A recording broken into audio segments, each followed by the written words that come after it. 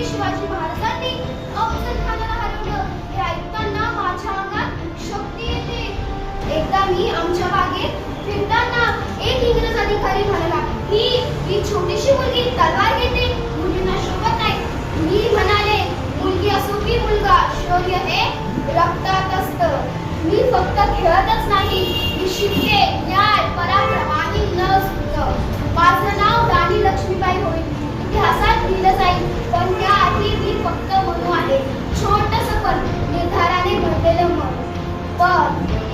छोटंसं पण निर्धाराने भरलेलं मन. मी हसते, मी खेळते, पण जेव्हा वेळ येईल तेव्हा रणांगणात उतरून इतिहास घडेल. कारण मी मणिकर्णिका आहे.